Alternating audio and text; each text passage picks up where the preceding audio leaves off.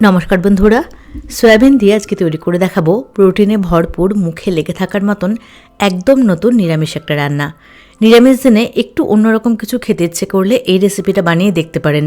সবাই তাক লেগে যাবে, দারুণ লাগে এটা খেতে গরম ভাতের সাথে। রেসিপিটা করার জন্য কড়াইতে নিয়ে নিচ্ছি বেশ খানিকটা পরিমাণে জল, জলের মধ্যে হাফ চামচ নুন মিশিয়ে নিচ্ছি। জলটা দেখুন একটু গরম হয়ে এসেছে, এবার দিয়ে দিচ্ছি এখানে হাফ কাপ সয়াবিন। সয়াবিনটাকে দিয়ে গ্যাসের আঁচ একদম বাড়িয়ে একটুখানি প্রথমে ফুটিয়ে নিতে হবে। সয়াবিনটা যখন এরকম একটু ফুটে উঠবে তখন এর মধ্যে দিয়ে দিতে হবে হাফ কাপ মটরশুঁটি। হাফ কাপ সয়াবিন আর তার সাথে হাফ কাপ মটরশুঁটি। তো এবার মটরশুঁটিটাকেও সয়াবিনের সাথে একটু সেদ্ধ করব, তবে মটরশুঁটি কিন্তু পুরোপুরি সেদ্ধ করব না, মোটামুটি 50 থেকে 60% সেদ্ধ করে নেব। তো এখানে আমার সয়াবিন পুরোপুরি সেদ্ধ হয়ে গেছে, তবে মটরশুঁটি কিন্তু পুরোপুরি সেদ্ধ হয়নি। ঠিক এই অবস্থাতে একটা ছাঁকনি দিয়ে সয়াবিনের জলটাকে ছেঁকে একটা বাটিতে নিয়ে নিচ্ছি, মানে সয়াবিন আর মটরশুঁটিটাকে একটা বাটিতে নিয়ে নিলাম। এটা এখন একটু ঠান্ডা হয়ে গেছে, মানে হাতে ধরা যাচ্ছে এরকম ঠান্ডা হয়ে গেছে। এবার সয়াবিনের জলটাকে খুব ভালো করে চিপে নিয়ে একটা মিক্সির জারে নিয়ে নিচ্ছি সয়াবিনগুলোকে। সয়াবিনের মধ্যে যাতে একটু জল না থাকে সেই দিকটা কিন্তু একটু লক্ষ্য রাখতে হবে। তো সয়াবিনের জলটাকে খুব ভালো করে চিপে আমি মিক্সির জারে নিয়ে নিয়েছি, তার সাথে মটরশুঁটিগুলোকেও দিয়ে দিচ্ছি। একদম শুকনো শুকনো করে একটু মোটা মোটা করে এটাকে বাটতে হবে, আর বাটার সময় কিন্তু কোনো জল দেওয়া যাবে না। দেখুন ঠিক এইরকম হবে এই পেস্টটা। তো এই বাটাটা হয়ে গেছে, এবার এটাকে একটা বাটিতে নিয়ে নিয়েছি। এখানে দিয়ে দিচ্ছি 1 চামচ আদা আর কাঁচা লঙ্কা বাটা, হাফ ইঞ্চি আদা আর 3টে কাঁচা লঙ্কা বেটে নিয়েছিলাম। বেশ খানিকটা পরিমাণে ধনেপাতা কুচি দিয়ে দিলাম। হাফ চামচ যাচ্ছে এখানে জিরে গুঁড়ো, হাফ চামচ মতন হলুদ আর স্বাদ অনুযায়ী নুন। পুরো ব্যাপারটাকে বাইন্ড করার জন্যে 1.5 চামচ বেসন।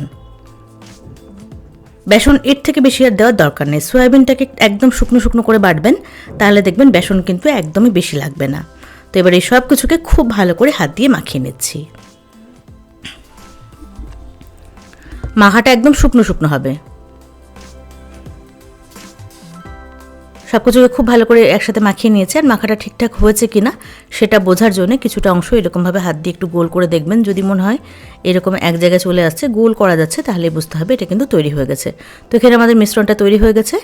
এবার কড়াইতে বেশ খানিকটা পরিমাণে সর্ষের তেল গরম করে নিচ্ছি। তেলের পরিমাণটা একটু বেশি লাগবে। তেলটাকে পুরো কড়াইয়ের গায়ে ভালো করে ছড়িয়ে নিয়ে খুব ভালো করে গরম করে নিয়েছি। এবার মিশ্রণটা থেকে এরকমভাবে মুঠার আকার দিয়ে তারপরে গরম তেলের মধ্যে ছেড়ে দিচ্ছি।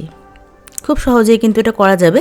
আর এটা ভাজার সময় কিন্তু কোনো ভয় নেই যে ভেঙে যাবে বা কড়াইয়ের নিচে আটকে ধরবে, কোনো রকম কিছু হবে না। খুব সহজেই কিন্তু এটা ভাজা যাবে।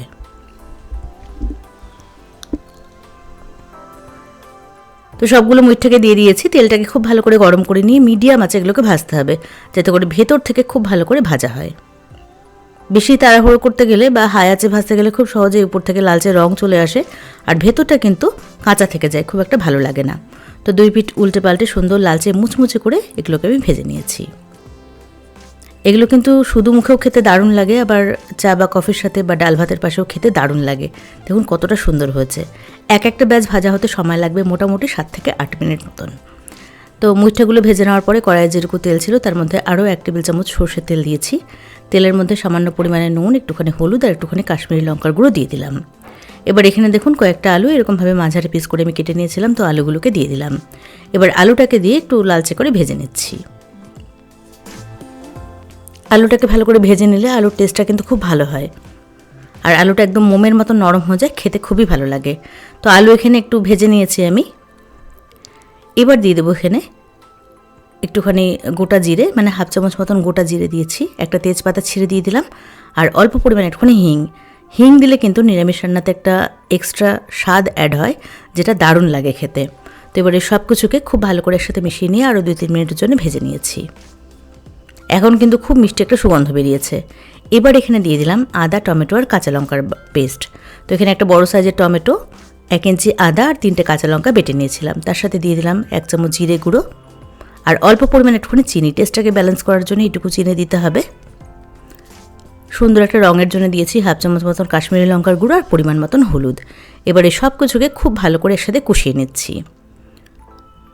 আমি সবসময় বলি মশলাটা যত ভালো করে কষানো হবে রান্নার টেস্ট কিন্তু ততই ভালো হবে। তো এখানে আমি আলুর সাথে সব মশলা খুব ভালো করে কষিয়ে নিয়েছি। দেখুন একদম শুকনো শুকনো হয়ে গেছে, ঠিক এইরকমভাবে কষিয়ে নিতে হবে। এবার দিয়ে দিচ্ছি একদম ফুটন্ত গরম জল, আর জলটা কিন্তু অবশ্যই গরম করে দেবেন, আর জলের পরিমাণটা একটু বেশি লাগবে, কারণ মুঠাগুলো প্রচুর পরিমাণে জল টানবে। স্বাদ অনুযায়ী নুন দিয়ে দিলাম। ঝোলটা ফুটে উঠেছে, এবার মিডিয়াম আছে এটাকে আমি 5-7 মিনিটের জন্য ঢাকা দিয়ে রান্না করব, যাতে করে আলুটা পুরোপুরি সেদ্ধ হয়ে যায়। 5 মিনিটের জন্য মিডিয়াম আছে ঢেকে দিয়েছিলাম। দেখুন উপরে কিন্তু সুন্দর তেলটা ভেসে উঠেছে, আর আলুটা এই পর্যায়ে খুব ভালো করে সেদ্ধ হয়ে গেছে। আলু যখন খুব ভালো করে সেদ্ধ হয়ে যাবে তারপরে মুইঠাগুলোকে দিয়ে দিতে হবে, কারণ মুইঠা দেওয়ার পরে আর বেশিক্ষণ রান্না করা যাবে না। তো মুইঠাগুলো দিয়ে দিয়েছি, তবে সবগুলো মুইঠা দিইনি, কয়েকটা রেখে দিয়েছি এমনি শুধু মুখে খাওয়ার জন্যে। সব কিছুকে খুব ভালো করে একসাথে মিশিয়ে নিয়ে এখানে দিয়ে দিলাম 1/2 চামচ মতন ঘি আর একটুখানি গরম মশলার গুঁড়ো। ভালো করে সব কিছুকে একসাথে মিশিয়ে নিয়ে মুইঠাগুলোকে 2-3 মিনিটের জন্য একদম হাই আঁচে ফুটিয়ে নিলে তৈরি হয়ে যাবে দারুণ স্বাদের সয়াবিন আর মটরশুঁটির মুইঠা। এটা প্রোটিনে ভরপুর একটা নিরামিষ রান্না, আর খেতেও কিন্তু অপূর্ব হয়। তো কেমন লাগলো আজকের এই সহজ সাধারণ নিরামিষ রেসিপি, সেটা অবশ্যই কমেন্টস করে জানাবেন। ভিডিও ভালো লাগলে একটা লাইক করবেন আর চ্যানেলটাকে সাবস্ক্রাইব করবেন।